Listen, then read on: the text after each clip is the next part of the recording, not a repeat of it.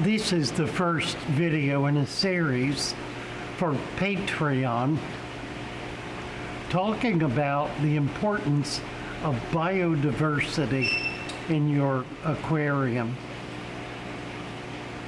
The first thing to keep in mind is that more is better than less.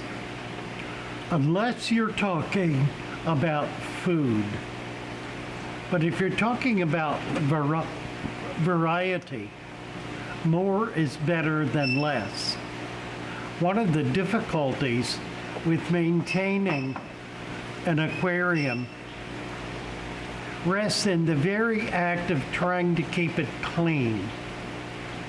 Because when you try to keep an aquarium clean, what you're doing is removing waste product, detritus, mulm, any of the other elements that are in the tank that contribute to biodiversity. And so you're really fighting against yourself in the process of trying to keep an aquarium clean. Nature is not clean. Nature, rather, is in balance. It is harmonious.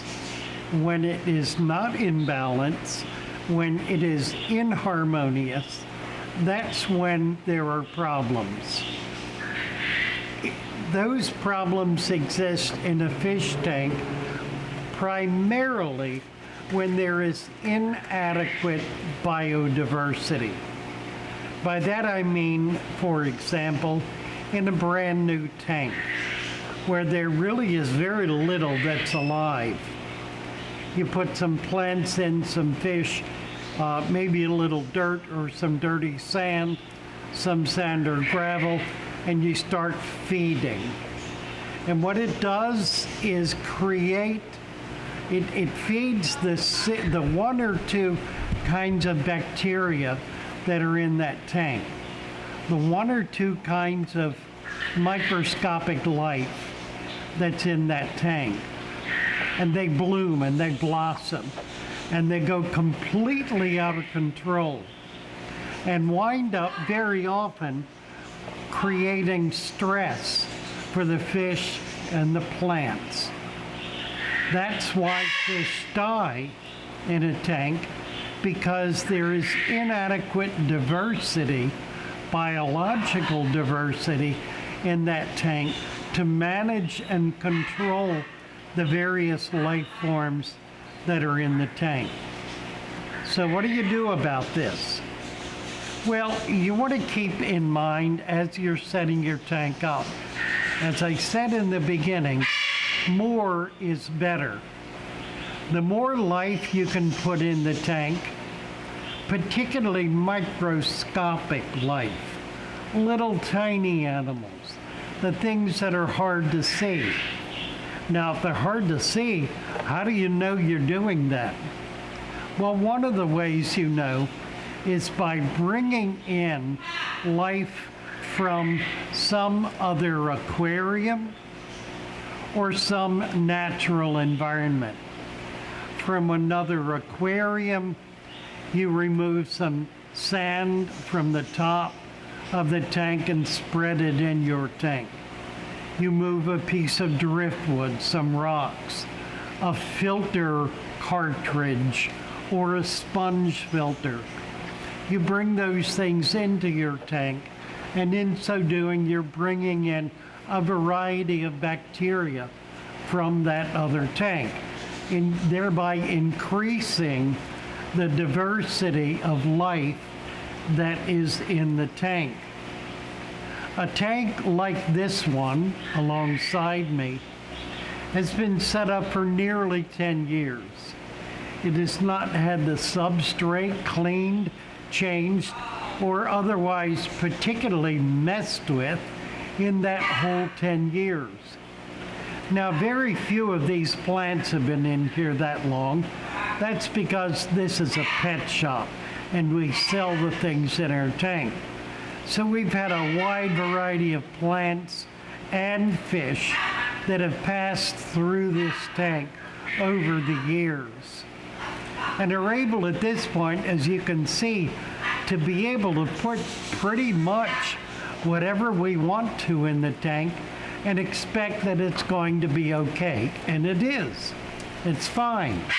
The plants are, with one or two rare exceptions, doing extremely well.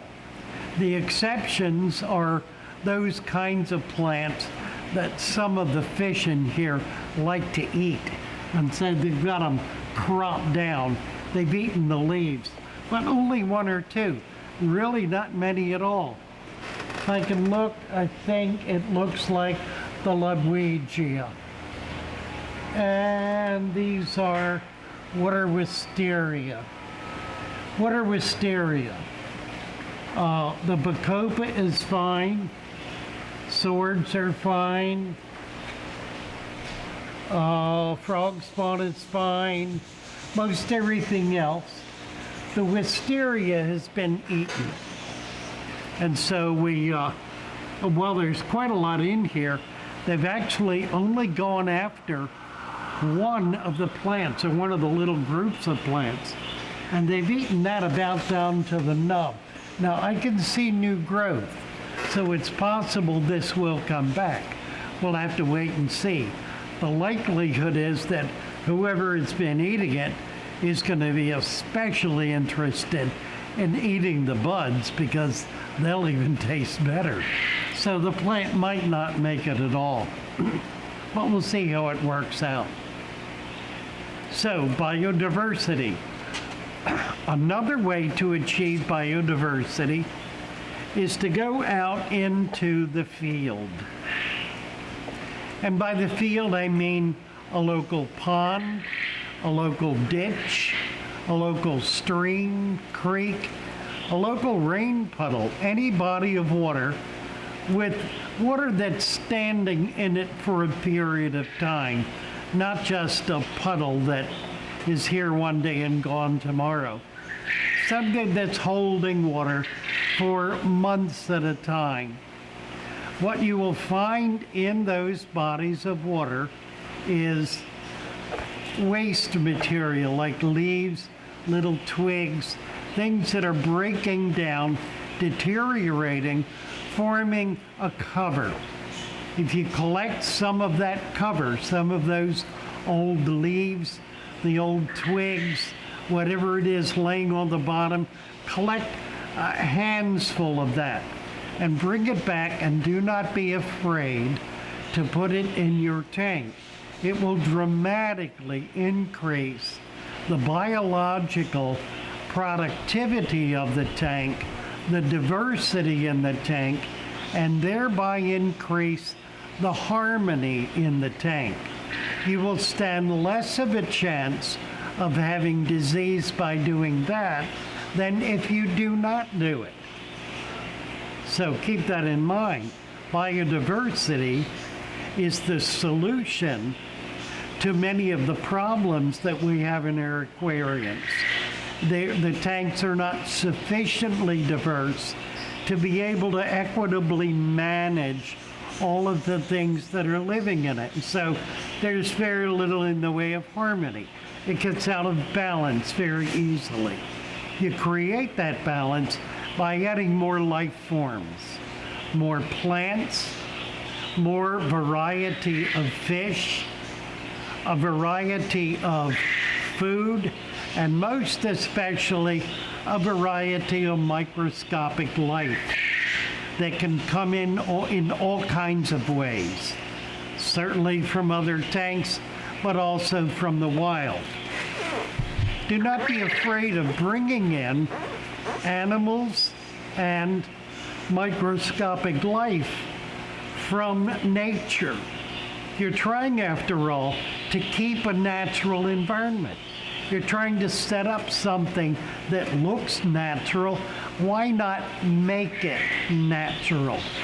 All of the fish that you buy in the store started out as wild fish living in somebody's backyard, somebody somewhere in the world. Maybe not that particular fish, but certainly they're the ancestor of that particular fish was at one time in the wild, in nature, living in the wild, living in nature. And so there is in the genetic makeup of every one of our fish a predilection for living wild, for living in nature, for living in an environment that is a bountiful and a rich environment, not a deprived environment, not one that's filled with chemicals that kills this thing, that thing, or the other thing. Don't do that. Don't get into the business of trying to kill what you don't like. If there's something you don't like, find something else that will control it. Find something else that will control it. And if you don't know what that is, experiment.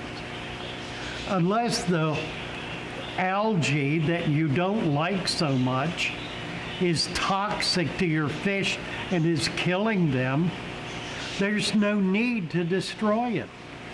Simply find another way to balance it, to bring it into submission, to get control of it by using other kinds of plants, other kinds of animals. Snails are a great, what's the word I want? Not unifier, but controller. They're a great way to be able to control things in your tank that you don't like very much.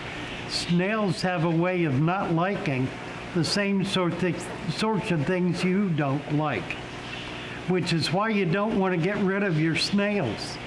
If you have an explosion of snails, it's because something is wrong in the tank.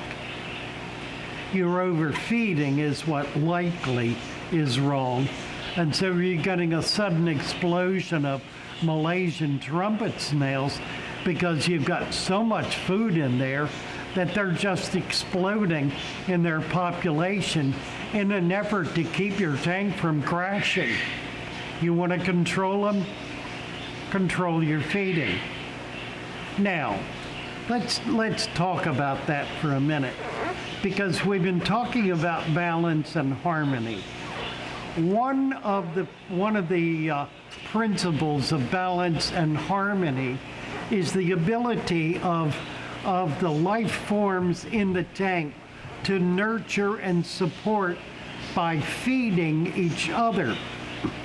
And so they thrive in a kind of web in which they're feeding each other, in which they're living off each other. There's very little you really need to do if you have a rich environment to make it richer at all. Simply putting food in that tank is not going to make it better. It simply provides an excess of a certain kind of nutrient that is going to cause an explosion of one thing or another that will throw the whole system out of balance. The less food you put in your tank, the healthier your fish are going to be. And that goes for all kinds of fish. It goes for big Oscars as well as little tiny neons. The less food you feed them, the more natural they will be, the longer they will live, and the healthier they will be. Now, obviously, I'm not talking about starving fish to death, but keep this in mind, and let me illustrate it with the case in point. I had a fish room years ago with a little 20-gallon tank sitting on the floor. It had a few plants in it, some dirt or something. It had water in it. It was about half full. It had a ray of sunlight that would come into it for an hour or so once a day. It was out of the way. I didn't pay any attention to it. I just kind of ignored it. One day, a Jack Dempsey, about 2 inches long, fell into that tank. I looked around, didn't see him. couldn't find them on the floor, forgot about it, and went on. 1 year later, 12 months later, I found that Jack Dempsey in that tank. He had doubled in size to 4 inches. There was no food. I put no food in that tank at all for 12 months. And he not only lived, he thrived. He grew. He was a healthy, beautiful fish when I took him out. So what was he eating? He was eating what was living and growing and thriving in that tank. Certainly a lot of algae. But fish are little creatures. They can eat things tinier than you and I can see. There were little copepods in there, to be sure, little rotifers, little tiny animals, little worms growing perhaps. Lots of algae, certainly. And he lived on that, thrived on that, grew on that very naturally, very normally. He was a big, healthy fish at the end of a full year with no food at all in that tank. How can that be? The tank provided the food for him because the tank had created a balance such that his waste produced more nutrients for the things that he wanted to eat. And it formed a web, a cycle. There undoubtedly were some insects that fell into that water over time that added a little more nutrient to the mix. So it wasn't exactly a zero-sum game. Perhaps a moth, perhaps a roach, perhaps some ants, who knows what. There certainly were little insects that fell into it. There were things in the air floating in, different kinds of plants, different spores that fell in and began to grow, that provided nutrition for him. Nature has a way of providing for its own. You do not need to get in the way of that. What you need to do is provide the means for that to happen. So that's going to be the principle we're going to be working on. We're going to be teaching you how to create that venue, to create that medium, to create that system that will allow all of the life in it to flourish, for it to be a genuine web of life, for it to support itself with very little intervention on your part. Thank you for participating in this. Feel free to add comments, to be a part of the conversation. I look forward to being able to be in communication with you. Now, this video is only going to be available to Patreon subscribers. So we'll be talking about it more in our live streams, but welcome to you who are in Patreon. This is just for you. We appreciate your support and your encouragement, and we look forward to doing more with you. Take care for today. This is Father Fish. Be sure to tune in to our morning streams on YouTube, 9 o'clock in the morning Eastern Time, and on weekends, Saturday and Sunday at 6 in the evening. Bye for now.